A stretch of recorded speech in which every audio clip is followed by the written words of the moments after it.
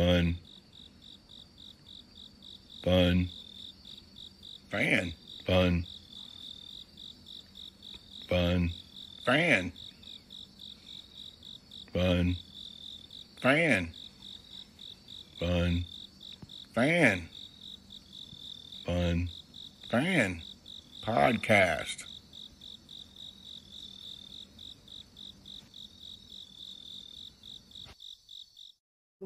Hello again, and hope you appreciated that instant classic from the first ever Fun Fan Super Bowl special. But we'd like to welcome you to the second annual Fun Fan Podcast Super Bowl special.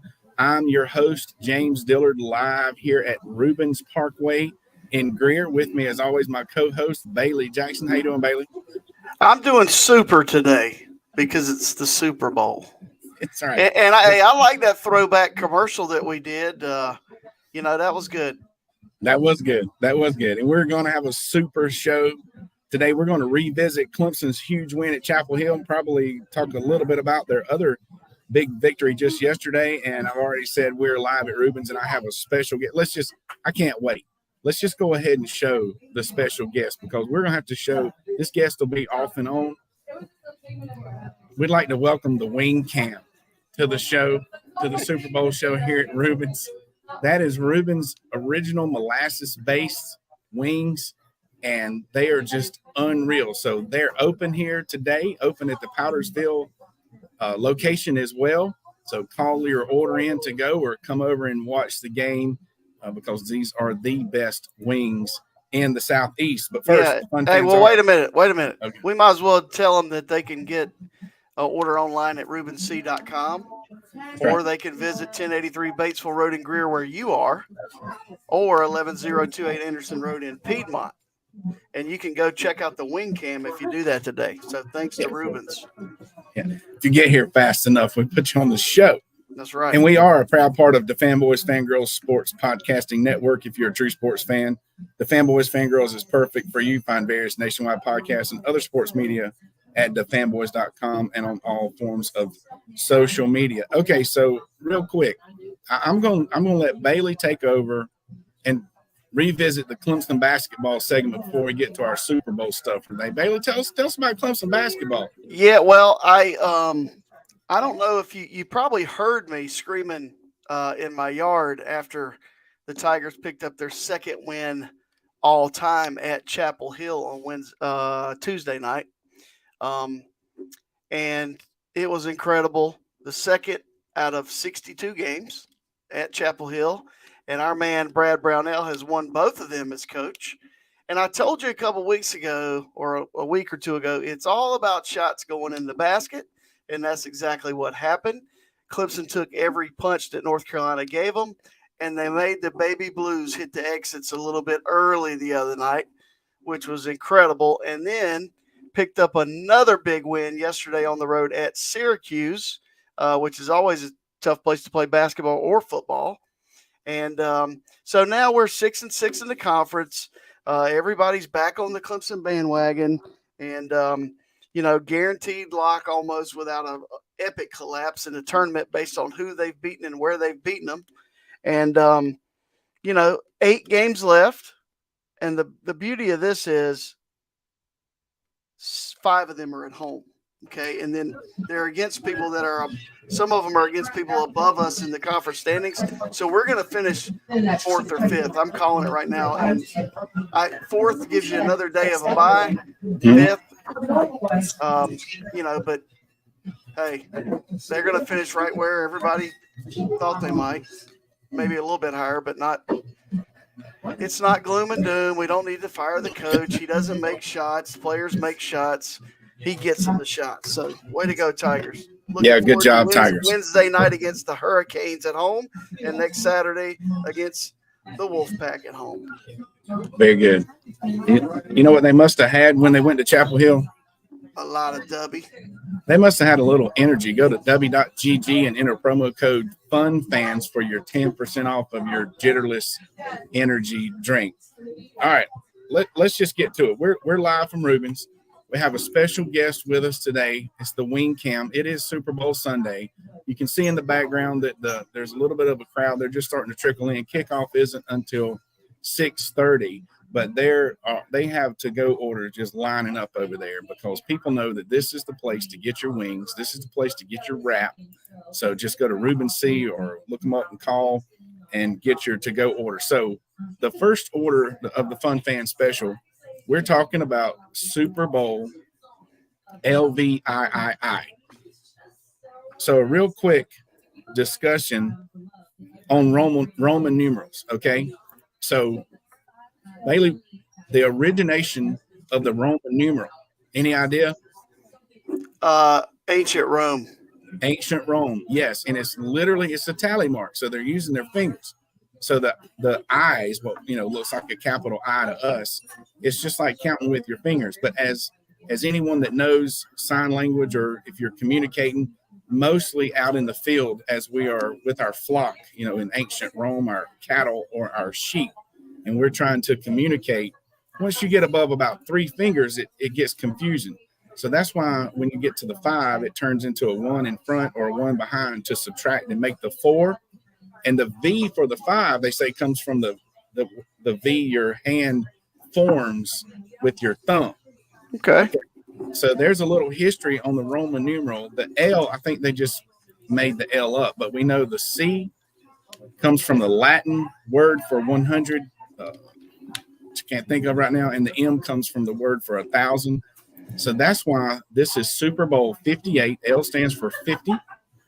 And then VII is 533, which adds up to 8. And they got away from any idea why they got the Romans, as they were taking over the world back in the day, got away from the Roman numeral system? I have no idea. Well, eventually you run out of fingers. Imagine doing your taxes. It's tax season, right?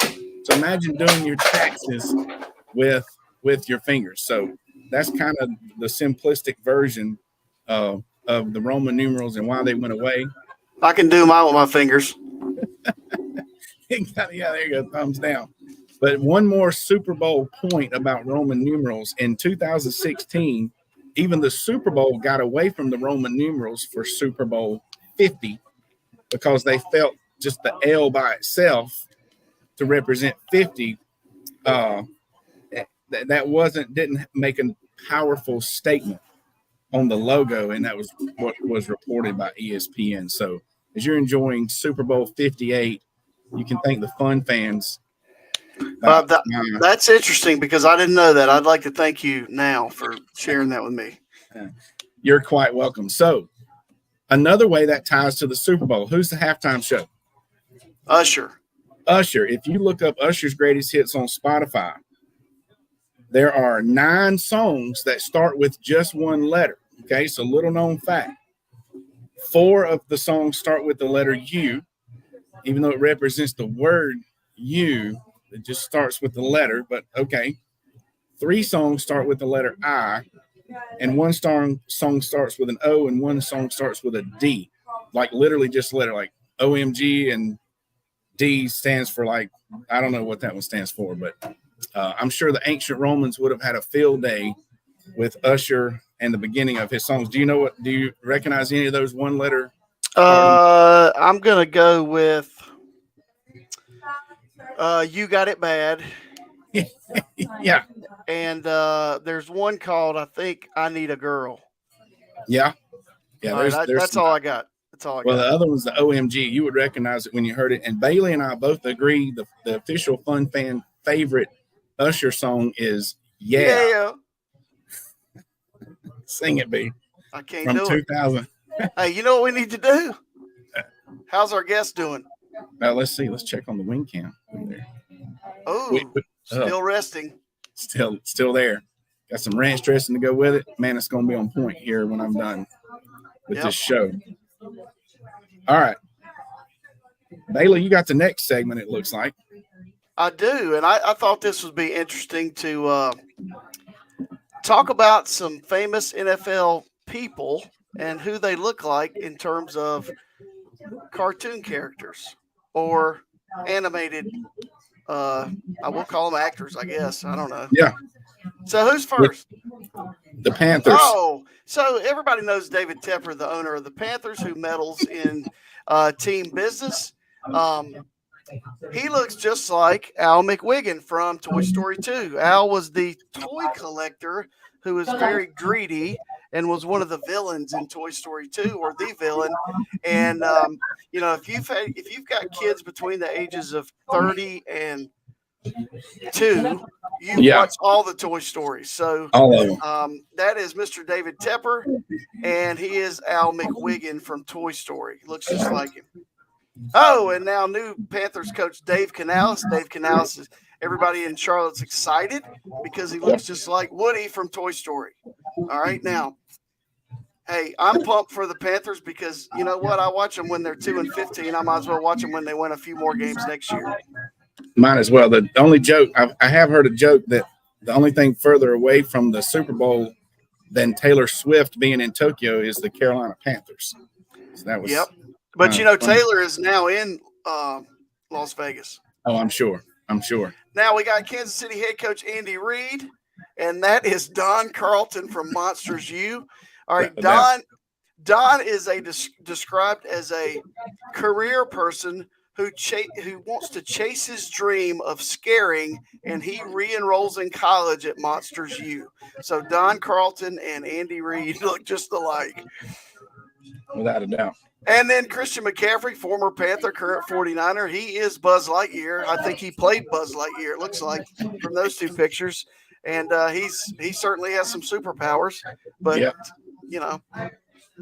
And finally, speaking of the next Kansas City Chief is Taylor Swift. And she looks just like Elsa from Frozen. And Elsa, she can magically turn everything into winter and snow and ice. And she accidentally did that on her coronation as queen of Arendelle in the movie Frozen. And if you've got a daughter between the ages of 25 and 2, you've seen Frozen. Without a doubt. Yep. Very good. I had some fun with that. Yeah. Well, it's fun. That's what we're here to do. We have some fun. And we're out here at Reubens. You can see the TVs in the background. And like I say, there's more and more people trickling in. One more check. The wings are still there. The ones you'll order will be warmer than these, but they're not. They're going to look just as good every time they get it right here at Reubens. All right, so our final Fun Fan segment. Bailey, you want to give the history first, or we want to give our list? Yeah, so I'm going to. Everybody talks about, they used to talk about commercials at the Super Bowl, and I've written papers on this stuff for sports marketing classes and things like that. And obviously the first couple TV timeouts are the most expensive, but the halftime show is now what everybody talks about. But do you know that in 1992 they had a show that was a winter wonderland and had some ice skaters and some, that was the theme. And it was viewed by less people because they flipped over to Fox, which if you remember, if you're our age, you remember Fox was a startup network around the late 80s, early 90s. And they had this show called In Living Color. All right. Where people like Jim Carrey got his start. And so what they did is they played an episode of In Living Color as soon as halftime started, and everybody flipped over to watch In Living Color and missed the halftime show in 1992 because it was a Frozen Winterland ice skating exhibition. And I remember that. I love In Living Color. Oh, yes. Fox, if you remember, Fox started after it would come on, and like on Sunday nights they had the Tracy Ullman show, which included The Simpsons as a skit in that show, and then In Living Color, and then they were the home of the Arsenio Hall show for years until that fizzled. But that's how Fox got their start, and now they're one of the biggest networks in America. But what did they have to do next year at the Super Bowl, James? Bam. They had to get the king of pop, Michael Jackson. All right. And that changed everything. That flipped the script, and now the halftime show, the thing is announced 6 months before, and it's this big deal. And so we ranked our most popular or our favorite ones, didn't we? We did. All right. So we got the top 5 Fun Fans Super Bowl halftime show. Starting with number 5 in 2017, Lady Gaga. She rappelled in to the stage, but you know what? That was pre-recorded. Oh, it was? Yeah. Did not know that. But anyway, that's right, hey, I like Lady Gaga. Yeah. Number 4 is a real classic. Yep, that was a good one too. Had 1997. James Brown. Yep. James Brown was in it. Man, that was a good one. All right. And this one is very recent. That was awesome. a good one. That was a good one. Unreal. Snoop Dogg, Eminem, Dr. Dre, Mary J. Blige, Kendrick Lamar. That was really good. That was a good one. And that's why it made number 3. The number 2, I mean, now, come on, it's Prince. This is given number 1 by every publication. We'd like to thank the internet for helping us with this, but we're not going to list all of our sources. But Prince is number 1 in every single publication. But we were picking our list. That's right. And so our number 1 Fun Fan Super Bowl halftime show just goes right back to the King. You can't. I mean, he was on top of the world during that time period between 82 and 94. He was the king of pop. That's why he's the king of pop. That's why he's the king of pop. That's awesome. So those are the Fun Fan top halftime shows. And speaking of kings, the king of wings here at Reubens. Welcome back to the Wing Cam. You know the wing said anything? They haven't said anything, but they're a little disappointed because the Wings were going to have some loaded tots to be on camera with them. They didn't have to be shy, but me and my daughter's back here. Ate them. Yeah, we kind of took care of the loaded tots. So what flavor wings is that? That's the original molasses base. So wings, they have the molasses base. And if you say original, they have the buffalo style original as well, mild and hot. But I love this molasses-based stuff. It's got a little bit of sweet and a little bit of spicy all at the same time. They're good. They're delicious. Absolutely unreal. All right.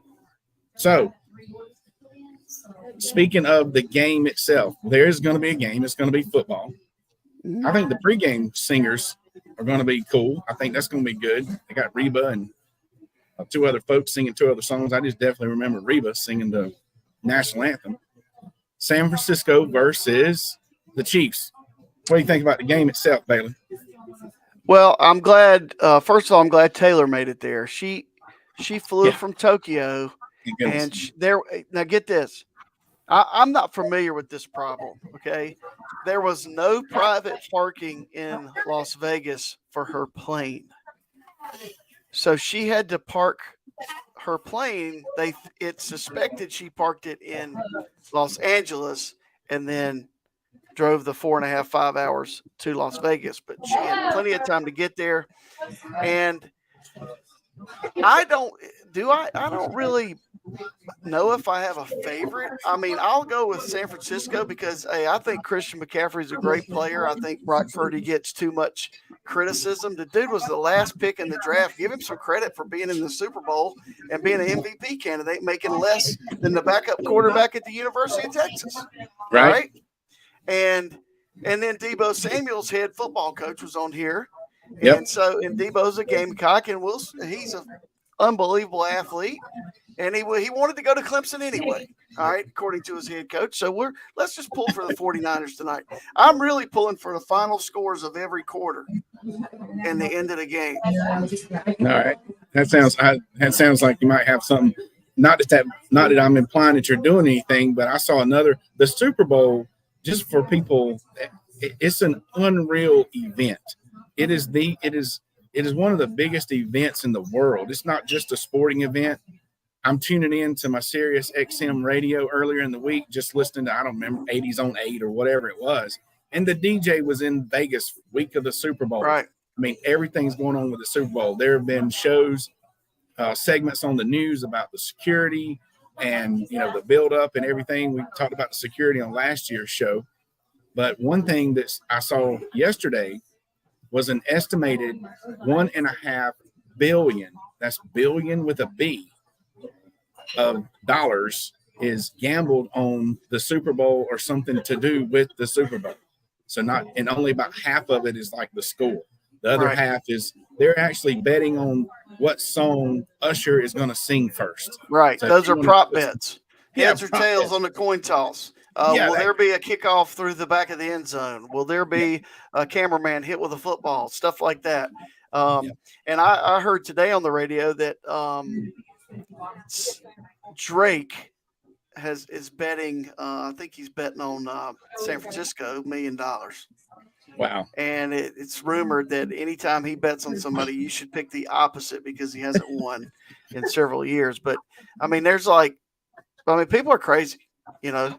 It's a lot of money, lots and lots of money. Somebody put $600,000 on whether or not Brock Purdy would be the Super Bowl MVP. $600,000. Not only do they need to win, he needs to be which if they win, he's probably going to be one of the main players, of course, but there's a chance, even if they win, that he's not the MVP. So, what they need to do is share some of that money they wasted.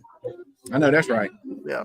Send it on to the fun fans. Just email jdilla7791 for sponsorships. But I think I agree with Bailey that I think it's going to be a close game. I think it's going to be a good game. I think there are going to be some exciting plays. I really think it's going to be a fun game to watch. We did that segment during the college football season with Patrick Mahomes and that offense and San Francisco and Debo and the folks that Bailey just named earlier. I think it's going to be a fun game to watch. I think each defense has their hands full, and it's hard not to pull for San Francisco because of the storyline with Purdy being the last chosen in the draft, et cetera, et cetera. Plus the fact that Debo's high school head football coach was on our show, friend of ours. And we want Debo and San Francisco to do well, but I might have to pull for the Chiefs. I don't know, just kind of a gut feeling on if you're worried about pulling for the team that wins, I think they may pull it out. Mahomes' magic just seems to be something to be dealt with. But and there's 5 Clemson Tigers in the Super Bowl. All right. You have Cornell Powell and Justin Ross are on the Kansas City roster. Don't know if they'll be active, but they still get a ring if they win.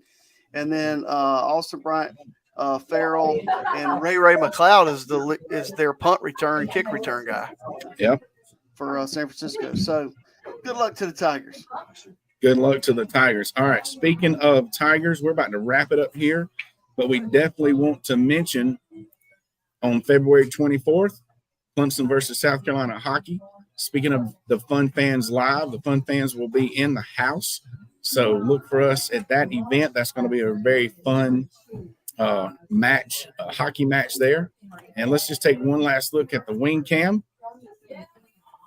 Yeah, we'll just sit here and stare at the wing cam. If you're the audio only on this one, you are really, we say that every once in a while, but if you're audio only on this show, you're definitely missing out. You need to go find it on somewhere where you can see this video. Just come on out to either of the Reubens locations at any time, not just today, and get the best wings around.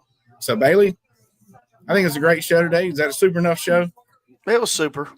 It was a super show. We hope you enjoyed the show. We hope you enjoy the Super Bowl. We hope you do make it out to Reubens today or sometime in the near future. We appreciate you checking us out each and every Sunday and Wednesday. Don't forget to click subscribe on the Fun Fans Podcast YouTube channel, as well as your favorite podcast platform. Follow us on all social media, and please share the shows. On behalf of the Fun Fans Podcast, J Thrill Entertainment, the Fanboys Fangirls Podcast Network, and Bailey Jackson. That's right. Happy Super Bowl Sunday. Hashtag don't fire Brad Brownell. Let's go.